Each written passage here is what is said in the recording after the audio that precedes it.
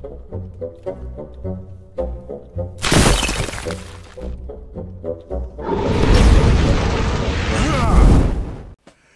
and salutations, everyone. It is I, Riffraff Hornhelm, with another presentation from the Dwarven Vault. And today, it's another monster review. Yeah, it's getting a lot lately, but there's life issues right now. We're going to go on.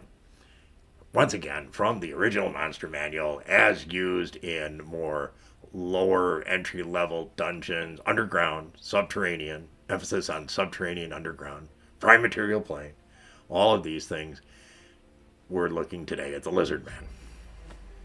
Now, the Lizard Man doesn't spend as much time in the subterranean portion, generally speaking. They tend to lair in those areas as they do underwater, but they're a great addition to any of your underground dungeons that has a river or lake or anything like that. They're wonderful for that because they can also travel underwater. They can surprise. They're only a 2 hit dice creature once again, and they're also evil, low intelligence, not exactly the biggest thing to worry about, and also a creature race or creature species that has changed drastically over time from the original Dungeons and Dragons presentation, which, by the way, is only a couple of very short paragraphs, to what it is today in 5e. You can play a Lizard Man now. They're considerably different than they were in the original game. Nothing wrong with that, but we're focusing on the original version. They really are kind of a, I don't want to say an underwater orc, but not far off from that. Now, one of their specialties is that they likes to eat humans.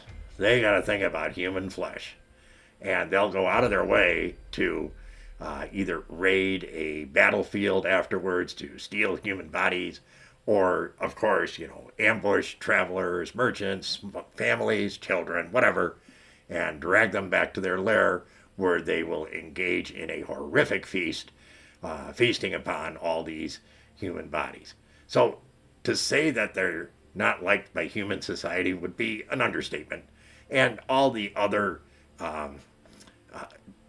good-leaning humanoid races, like gnomes and dwarves and elves and so forth, also will not have anything to do with lizardmen based on the way the original game was set up.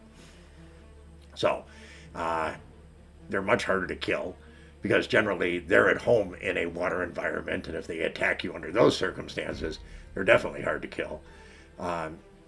Humans and ground dwellers of any kind have a difficult time engaging in combat at the same level of proficiency when they're engaging creatures in water. So they're kind of fun to throw in there.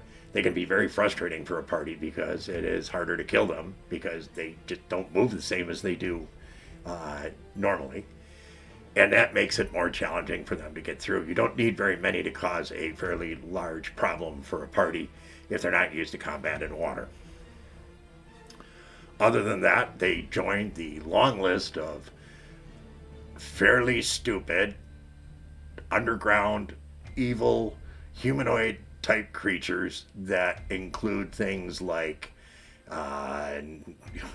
the list is pretty long, but we've already covered orcs, goblins, hobgoblins, kobolds, troglodytes are on the list here. I know these guys are. There's more, and we will continue to cover those just so that you know what you're running up against when you're running up against these low-level, roadblocks that your DM will lay out in front of you. Now, in asking everybody about this, once again, these aren't the hardest creatures to deal with out here. So in talking to the HornhelmClan and our friends and affiliates, they say that, well, yeah, Lizard Man in the original D&D, that's only, 1 or 2. Even though they have a couple of hit dice, it's only a 1 or a 2. Now, that was more from the DM side. Players tended to give it more of a 2 or a 3.